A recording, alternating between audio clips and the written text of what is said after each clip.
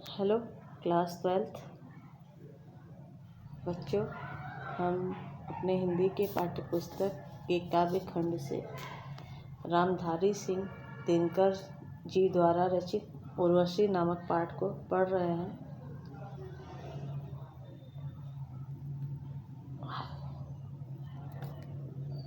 मैं नाम गोत्र से रहित पुष्प, अंबर में उड़ती हुई मुक्त आनंद शिखा, इतिवृत्तहीन सौंदर्य चेतना की तरंग, सुर नर किन्नर गंधर्व नहीं, प्रिय मैं केवल अप्सरा, विश्व नर के अतिरिक्त इच्छा सागर से समुद्भूत। मैं नाम गोत्र से रहित पुष्प, अंबर से उड़ती हुई मुक्त आनंद शिखा, इतिवृत्तहीन। इतिवृत्तहीन का मतलब परिचय से रहित, मतलब मेरा कोई इतिहास नहीं। सौंदर्य चेतना की तरंग, सुर नर किन्नर गंधर्व नहीं, प्रिय मैं केवल अप्सरा, विश्व नर के अतृप्त यानी असंतुष्ट, इच्छा सागर से समुद्भूत। समुद्भूत मतलब समुद्र से उत्पन्न। इस पंक्ति में उर्वशी पुरुरवा से कहती है कि वास्तव में वह मनमोहक नारी सौंदर्य और आकर्षण केवल भ्रम मात्र है। मैं नाम गोत्र से रहित पुष्प, उर्वशी कहती है पुरुरवा, मैं उस खिले हुए फूल के समान हूँ जिसका कोई नाम अथवा गोत्र नहीं होता। मैं उस खिलते हुए फूल के समान हूँ जिसका कोई नाम अथवा गोत्र नहीं होता। अंबर में उड़ती हुई मुक्त आनंद शिखा, मैं आकाश में स्वतंत्रता पूर्वक उड़ान भरती हुई आनंदमयी शिखा के समान हूँ। इतिवृत्तहीन, जिसका कोई परिचय नहीं, जिसका कोई इतिहास नहीं। सौंदर्य चेतना की तरंग, मैं चैतन्यशील सौंदर्य की लहर के समान, अर्थात मेरी नारी सौंदर्य लहर के समान क्षणिक है। सुर नर किन्नर गंधर्व नहीं, ना मैं देवता हूँ, ना मैं किन्नर हूँ, ना मैं गंधर्व हूँ। प्रिय मैं केवल अप्सरा, हे प्रिय वास्तव में मैं केवल अप्सरा हूँ। विश्व नर के अतिरिक्त इच्छा सागर से समुद्भूत, जो पुरुष की अतिरिक्त इच्छा रूपी सागर से उत्पन्न किया गया है। इस पद्य में उर्वशी पुरुरवा से कहते हैं कि हे पुरुरवा, मैं उस खिलते हुए फूल के समान हूँ जिसका कोई नाम और गोत्र नहीं है। मैं आकाश में स्वतंत्रता पूर्वक उड़ान भरती हुई आनंदमयी शिखा के समान हूँ जिसका कोई इतिहास नहीं है। मैं चैतन्यशील सौंदर्य की लहर के समान हूँ, अर्थात मेरी नारी सौंदर्य लहर के समान क्षणिक है। ना तो मैं देवता हूँ, ना मैं किन्नर हूँ, ना मैं गंधर्व हूँ। हे प्रिय वास्तव में मैं केवल अप्सरा हूँ, जो पुरुष की अतिरिक्त इच्छा रूपी सागर से उत्पन्न किया गया है। काव्य सौंदर्य, इन पंक्तियों में नारी के अनुपम आकर्षक सौंदर्य की तरंगों की भांति क्षणिक बताया गया है। इसमें अलंकार रूपक है, रस श्रृंगार है, गुण माधुर्य है।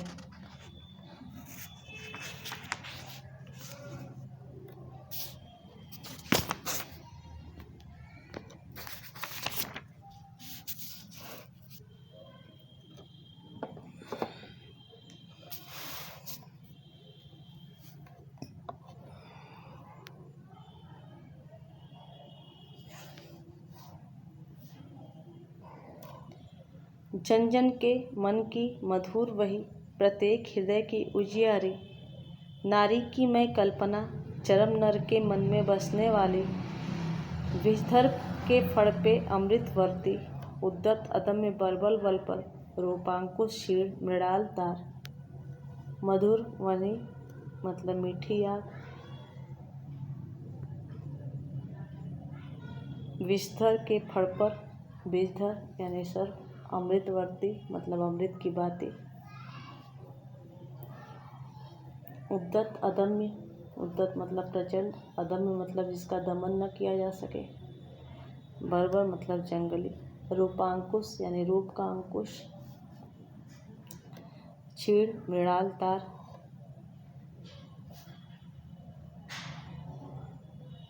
इस पद्य खंड में उर्वशी पुरूरवा को अपना परिचय देते हुए बताती हैं कि वह नारी पुरुष के बर्बर स्वभाव पर लगा हुआ रूप सौंदर्य का कोमल अंकुश है। जन जन के मन की मधुर वही, प्रत्येक हृदय की उजियारी।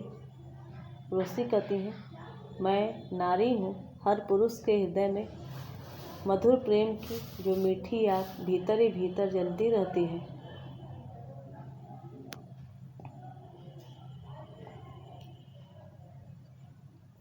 मैं उसी का साकार रूप हूँ। नारी की कल्पना चरम नर के मन में बसने वाली और प्रत्येक हृदय का प्रेम और सौंदर्यानुभूति का उज्ज्वल आलोक हूँ। पुरुष के हृदय में नारी की चरम सौंदर्य कल्पना, मैं उसी का मूर्त रूप हूँ। विषधर के फण पर अमृतवर्ती, मैं पुरुष रूपी सर्प के फन पर सुशोभित शुभ अमृतवर्तिका हूँ। उद्धत अदम्य बर्बर बल पर, रूपांकुश छीड़ मृणाल तार, मैं प्रचंड दुर्दमनी हिंसक पुरुष बल पर पतले कमल नाल के तार के समान अपने कोमल रूप का अंकुश लगाकर मैं उसे वश में कर लेती हूँ। जन जन के मन की मधुर वही, प्रत्येक हृदय की उजियारी। नारी की मैं कल्पना चरम नर के मन में बसने वाली। यहाँ पे उर्वशी कहती हैं कि मैं नारी हूँ, हर पुरुष के हृदय में मधुर प्रेम की जो मीठी आग भीतर ही भीतर जलती रहती है। मैं उसी का साकार रूप हूँ। प्रत्येक हृदय का प्रेम और सौंदर्य अनुभूति का उज्ज्वल आलोक हूँ।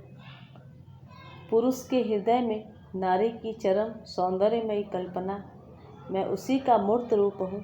मैं पुरुष रूपी सर्प के फन पर सुशोभित शुभ्र अमृतवर्तिका हूँ। प्रचंड दुर्दमनीय हिंसक पुरुष बल पर पतले कमल नाल के तार के समान अपने कोमल रूप का अंकुश लगाकर मैं उसे वश में कर लेती हूँ।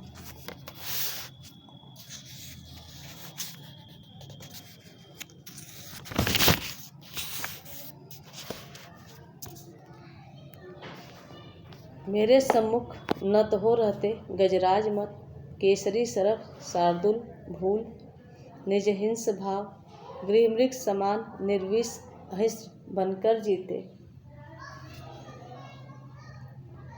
मेरे सम्मुख नत हो रहते गजराज मत, मतवाले हाथी जैसे बड़े बड़े, केसरी सरफ शार्दुल सिंह, केसरी मतलब सिंह, सरफ मतलब हाथी के बच्चे, शार्दुल मतलब व्याघ्र,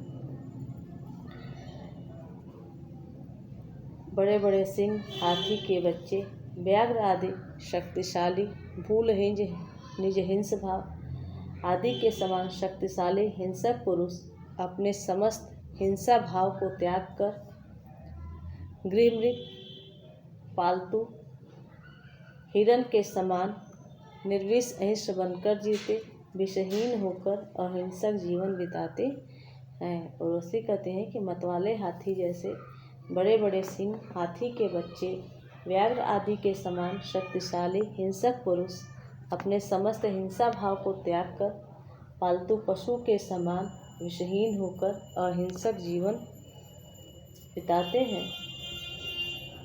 काव्य सौंदर्य।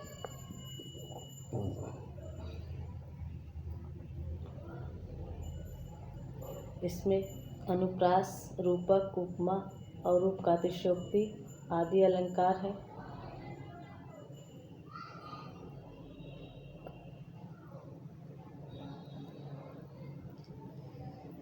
साहित्यिक खड़ी बोली है।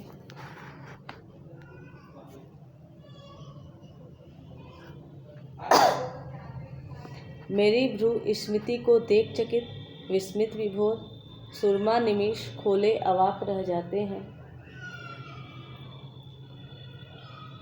श्लथ हो जाता स्वयमेव सिंजनी का कसाव, संस्रस्त करों से धनुष बाण गिर जाते हैं।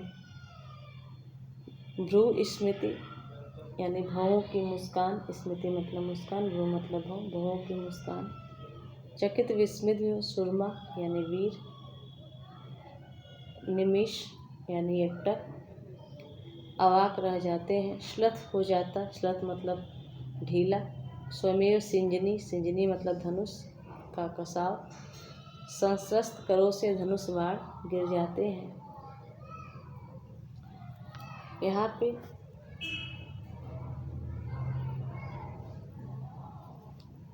उर्वशी कहती है, हे पुरुरवा, मेरे भवों की मुस्कान को देखकर बड़े बड़े योद्धा लोग आश्चर्यचकित भाव विभोर होकर अवाक रह जाते हैं और मेरे सौंदर्य एवं कटाक्ष से बड़े बड़े धनुषधारियों की धनुष की प्रत्यंचा का कसाव अपने आप ही ढीला पड़ जाता है और उनके कंपित हाथों से धनुष बाण नीचे गिर जाते हैं। कामना वही की शिखा मुक्त, मैं अनवरुद्ध, मैं अप्रतिहत, मैं दुर्निवार, मैं सदा घूमती फिरती रहती हूँ। करे मैं कामना रूपी अग्नि की शिखा हूँ।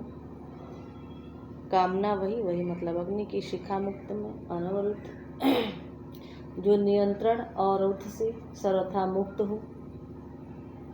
मैं अप्रतिहत, जिसे कठिनता से दबाया जा सकता है। मैं दुर्निवार, मैं सदा घूमती फिरती हूँ। मैं पवन प्रेरित बादलों के पंखों पर बैठकर सदैव आकाश में घूमती रहती हूँ।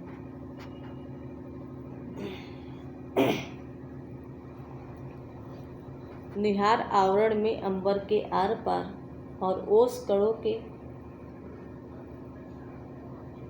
पदों से आकाश में आर पार उड़ते हुए बादलों को, उड़ते मेघों को दौड़ दौड़ बाहुओं में भरती, बादलों को अपनी भुजाओं में भरती हूँ। सपनों की प्रतिमाओं का आलिंगन करती तथा अपने सपने को मूर्त रूप देखकर उनकी प्रतिमाओं का आलिंगन करती हूँ। विस्तीर्ण सिंधु के बीच शून्य एकांत द्वीप यह मेरा और मेरा हृदय जो है विशाल सागर के मध्य निर्जन एकांत द्वीप की भांति है। अर्थात जिस प्रकार सागर के बीच लहरें उठा करती हैं वह छोटा सा द्वीप स्थिर खड़ा रहता है, उसी तरह निराशाओं के बीच मेरा हृदय आशा को धारण किए रहता है। कामना वही की शिखा मुक्त, मैं अनवरुद्ध, मैं अप्रतिहत, मैं दुर्निवार, मैं सदा घूमती फिरती हूँ। पवन आंदोलित वारित तरंग पर समासीन, निहार आवरण में अंबर के आर पार उड़ते मेघों को दौड़ बाहुओं में भरती, स्वप्नों की प्रतिमाओं का आलिंगन करती। यहाँ पे उर्वशी जो है पुरुरवा से कह रही है कि हे पुरुरवा, मेरे भवों की मुस्कान को देखकर बड़े बड़े योद्धा लोग आश्चर्यचकित भाव विभोर अवाक एवं ठगे से रह जाते हैं। मेरे सौंदर्य एवं कटाक्ष से बड़े बड़े धनुषधारियों की धनुष की प्रत्यंचा का कसाव अपने आप ढीला पड़ जाता है और उनके कांपते हाथों से धनुष बाण नीचे गिर जाते हैं। मैं कामना रूपी अग्नि की शिखा हूँ, जो नियंत्रण और अवरोध से सर्वथा मुक्त हूँ, जिसे कठिनता से दबाया जा सकता है। मैं पवन प्रेरित बादलों के पंखों पर बैठकर सदैव आकाश में घूमती फिरती हूँ और ओस कड़ों के पदों से आवृत आकाश में आर पार उड़ते हुए बादलों को अपनी भुजाओं में भरती हूँ।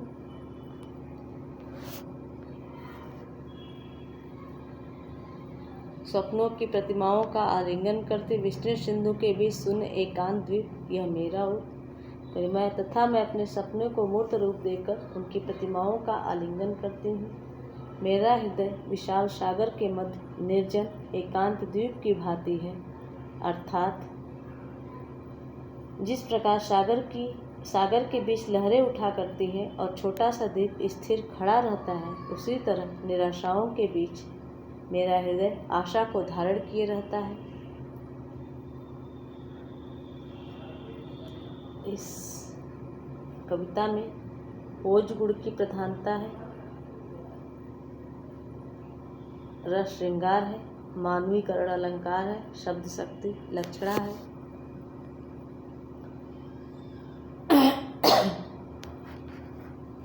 देवालय में देवता नहीं केवल मैं हूँ, मेरी प्रतिमा को घेर उठ रही अगरू गंध, बज रहा अर्चना में मेरा नुपुर, भूनभ का सब संगीत नाद मेरे निस्सीम प्रणय का है। सारी कविता जयगान एक मेरी त्रैलोक विजय का है। देवालय में प्रतिमा नहीं केवल मैं हूँ। देवालय यानी देव, धनालय यानी मंदिर, अगरू गंध, अगरू यानी अगरबत्ती जो कि पूजा में जलाया जाता है, गंध मतलब सुगंध।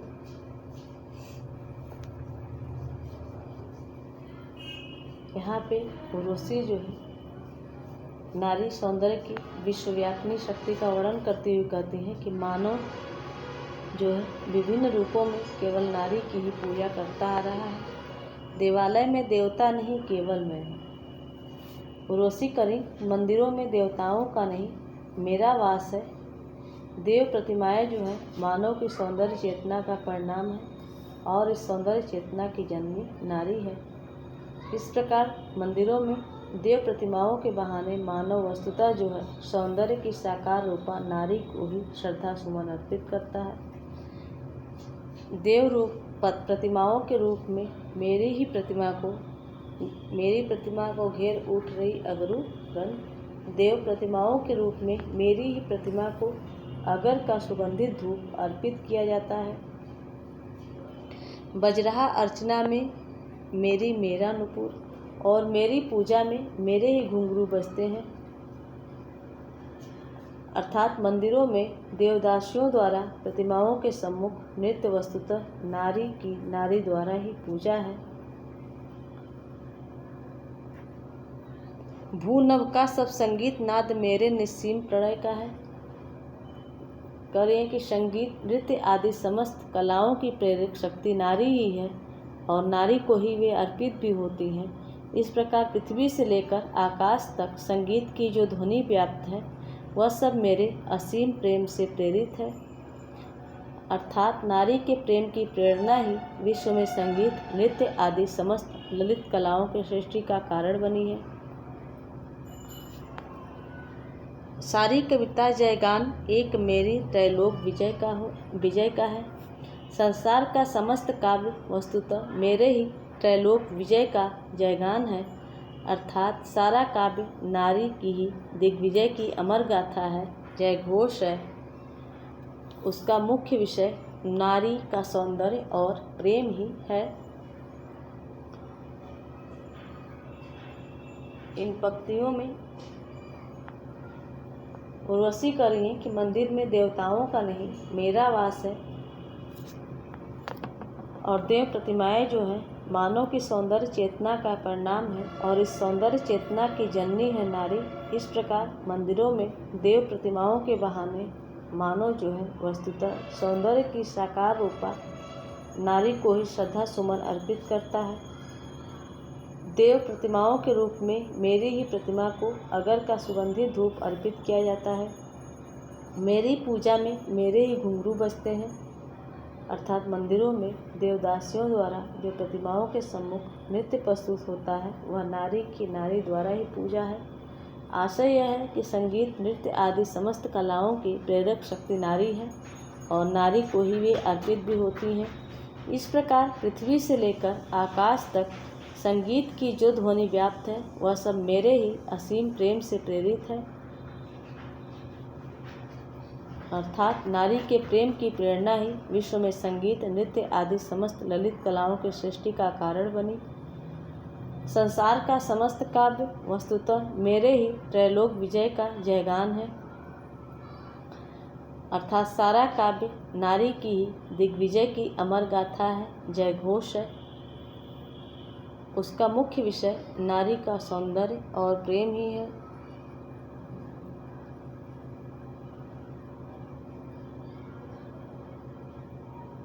काव्य सौंदर्य, भाषा साहित्यिक खड़ी बोली, रस श्रृंगार, अलंकार विरोधाभास,